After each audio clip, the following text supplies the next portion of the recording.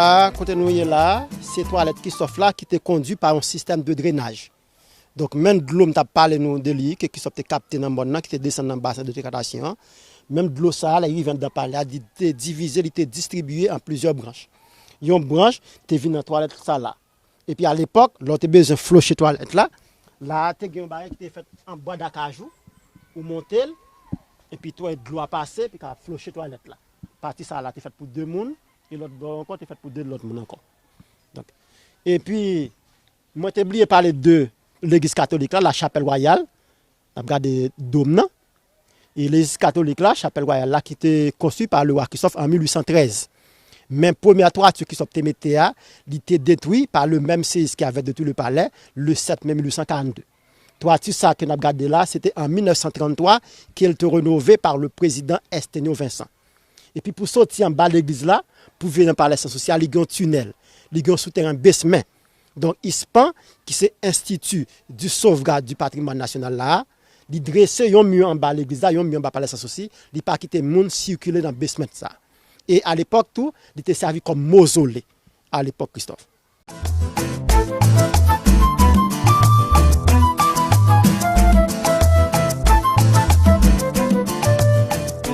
M'a pour profiter nous montrer nous partie en arrière du palais de Sans-Souci, partie sud là.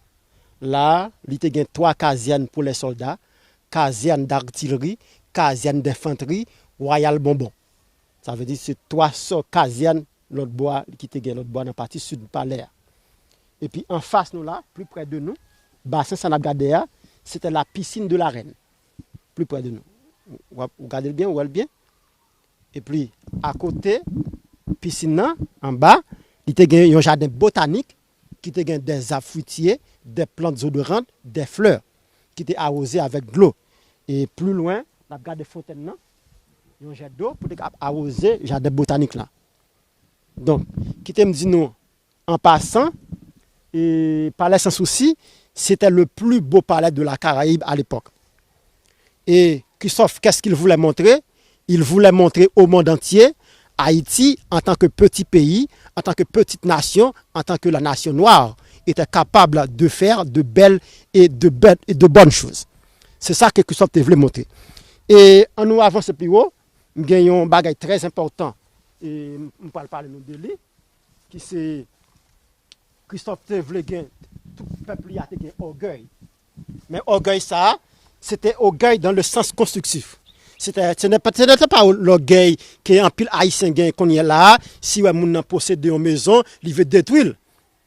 Donc ce n'est pas orgueil ça Christophe te gagne. Christophe c'était un orgueil dans le sens constructif, orgueil positif. Donc c'est ça que fait le premier blanc qui avait visité Christophe lors de ses travaux, lors de la construction du palais de Sans-Souci et Citadelle, c'était un certain Rome Popalm. Rome Popalm, c'était un dignitaire anglais, mais basé à la Jamaïque. Alors, Rome Popalm n'a pas parlé d'un palais sans souci, qui a dit noyau t'a construit. Il était voulu venir visiter le palais sans souci, ça. Mais avant, Rome Popalm t'a allé Port-au-Prince, il t'a visité Pétion. L'arrivée Port-au-Prince, il n'y a pas rien de sérieux qui t'a fait Port-au-Prince. C'était l'insigrenin, il a dansé, il a mangé, il a boire. Donc, même pas rien qui sérieux qui t'a fait Port-au-Prince. Et puis, Rome Popalm quitté Port-au-Prince, il est entré dans le nord. Pendant faire ça, pile pied Milo, il voyait que la ville de Milo était en danse.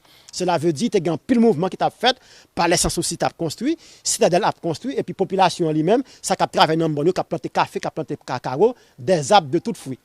Donc, et Rome Popalm, dans le paraît, il vient visiter Christophe dans le palais sans souci, il passait devant Christophe, puis il dit Christophe, mais Christophe, je ne comprends pas. Pour qui ça fait peuple à passer misère comme ça? Pour qui ça fait peuple à travailler dur comme ça? Pourquoi vous brisez les reins au travail? Les sacs qui sont fâchés, qui sont indigné, il frappe prière, il dit, oh diable canaille! Christophe dit, vous ne comprenez pas, monsieur, que ma race est aussi ancienne que la vôtre. Nulle part sur le globe, les nègres n'ont pas su vous résister. Pourquoi? Parce que nous n'avons pas d'orgueil. Nous n'avons pas d'orgueil parce que tout simplement nous n'avons pas de souvenirs. Si nous avions quelque chose construite par nous-mêmes, nègres, vous blancs, vous nous respecteriez. Si nous avions quelque chose à toucher de nos mains, chose construite par nous-mêmes, nègres, nous nous respecterions. Et puis là, ça, il y a une population qui a travaillé dans le monde qui est le monde la salle, l'autre bois là, Il a planté café, cacao, et puis il a battu tambour, il a dansé, il a chanté. Et puis Christophe dit, écoutez messieurs, écoutez quelque part, mon peuple est en train de danser. Le sourire, la danse, c'est tout ce que nous avons. Nous n'avons rien de ce que l'homme blanc est capable d'apprécier. Ma vie durant, je travaillerai pour bâtir cet orgueil que nous avons tant besoin. Je le bâtirai de telle manière qu'il sera compréhensible aux noirs et aux blancs. J'apprendrai l'orgueil à mon peuple. Du sais-je, pour cela, lui briser les reins au travail. Donc, qui sont peut-être voulu que le peuple ait orgueil. Il a dit que même s'il doit écraser, briser dans le travail, du sais-je, pour cela, lui briser les reins au travail. Ça, c'est l'idéal christophien.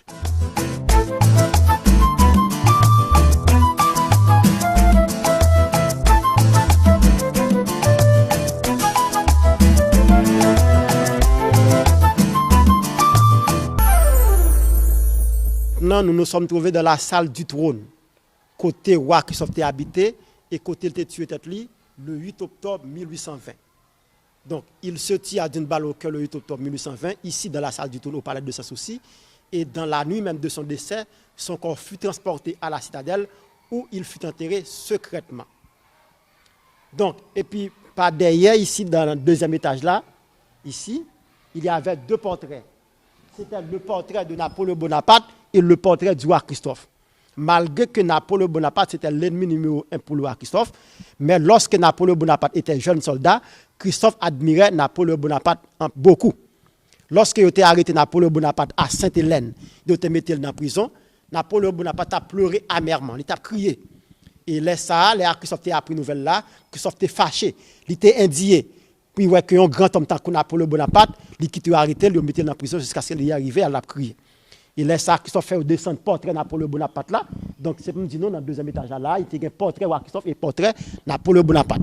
Christophe fait descendre portrait Napoléon Bonaparte là, il retire épée, il coupe portrait Napoléon Bonaparte là en petits morceaux, en disant, un grand homme ne doit pas survivre à sa gloire. Quand son étoile commence à pâlir, il doit disparaître. Donc, c'est la raison pour laquelle Christophe lui-même, il n'a pas quitté l'ennemi qui a arrêté. Parce que c'est lui qui s'est mais qui a arrêté, il ne pas le torturer, il ne pas le faire passer mature. Donc, il préférait lui tuer tête lui le 8 octobre 1820. Et qui t'aime dit nous tout, puisque le pays a été divisé en deux, de 1807 à 1820. Donc, et on connaît partie sud là. Premièrement, c'était Alexandre Pétion.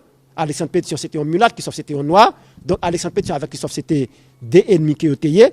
Les Alexandre Pétion était mort en 1818. Il était gagné le général Jean-Pierre Boyer qui était remplacé Alexandre Pétion comme président. Donc Jean-Pierre Boyer, toujours avec Christophe, des ennemis. Les Jean-Pierre Boyer a pris nouvelle que Christophe paralysé. Jean-Pierre Boyer lui-même, il voulait voyer troupes pour qu'il vienne dans le nord, vienne attaquer Christophe. Le Christophe a pris nouvelle là. Christophe dépêché un troupe lui-même qui sortit ici dans le palais Sans-Souci pour y aller rencontrer avec troupe Jean-Pierre Boyer. Arrivé au cours de route, troupe Christophe là, il a livré bah troupe Jean-Pierre Boyer, il n'a pas jamais retourné. Le Christophe fait ça, le Christophe fait que lui trahit. Donc la partie sud voulait attaquer, voulait profiter de sa paralysie pour l'attaquer. Donc c'était la raison pour laquelle Christophe lui-même, il n'a pas voulu que c'est l'ennemi qui arrêtait, il n'a pas voulu prisonnier. Donc, il préférait lui tuer tête lui, le 8 octobre 1820, avec propre pistolet, avec une balle en argent. Il y a des gens qui disent c'est une balle en argent, il y a des gens qui disent c'est une balle en or. Quelque soit la balle, il s'est suicidé.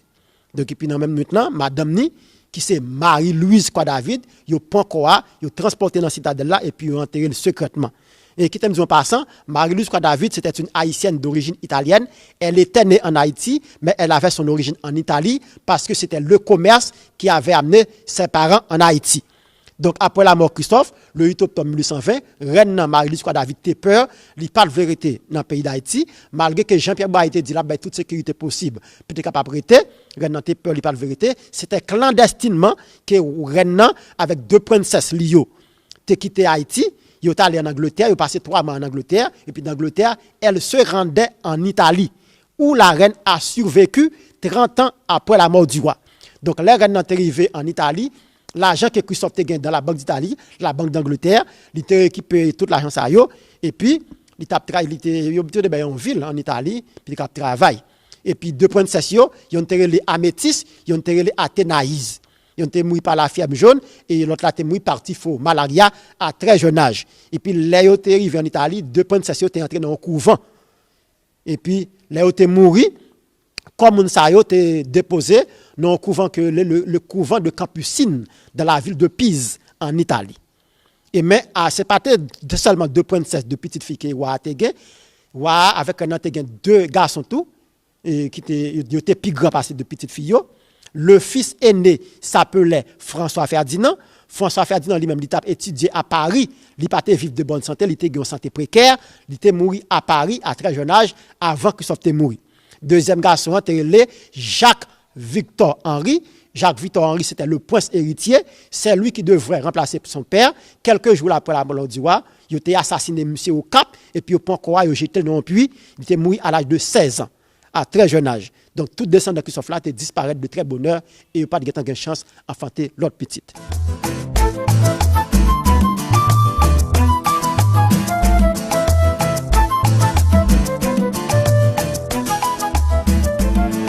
La théorie dit qu'il y a une série de soldats qui étaient très gentils. Parce qu'il dit à l'époque, soldat Christophe était très gentil. Et il était habillé en 5 épingles. Donc là, tu as un miroir. Si tu as des visiteurs, tu as des gens qui sont sur le bord là, qui viennent là. Donc, soldats, toujours à chercher moyen pour voir si bien conformé, si bien habillé. Donc, parce que les soldats, ça, étaient habillés en 5 épingles. Et puis, à l'époque, il y a un soldat. Christophe, tu vaut 5 ou bien 6 soldats français. Bien habillés, physiquement, mentalement. Tu es bien habillé. Donc, si par hasard, il y a un visiteur qui est arrivé là, soldat, ça, il part ici là comme ça. Il salue mon nom, il dit bonjour messieurs, bonjour mesdames, puis-je vous aider? Pouvez-vous montrer une carte d'identité s'il vous plaît? Donc, si vous avez une carte d'identité, donc pas une identité normale tant que nous-mêmes nous avons aujourd'hui, mais il y a ça qui ont laissé passer, qui est sur royaume. Donc, sur royaume, papier en tête sur royaume, c'était 2 lions bons qui me parlaient, nous qui étaient devant le palais Souci, devant Fontaine, si vous-même qui étaient en tête, papier en tête. Donc, vous avez de gagner une signature. Si vous avez laissé passer ça, qui gagne sur royaume dans la dedans, qui gagne sur Atia ou gagne accès entrée. Mais si vous pas gagne sur royaume non, ou pas gagne laisser passer ou à parler dans la prison. Parce qu'il vous faut un laisser passer.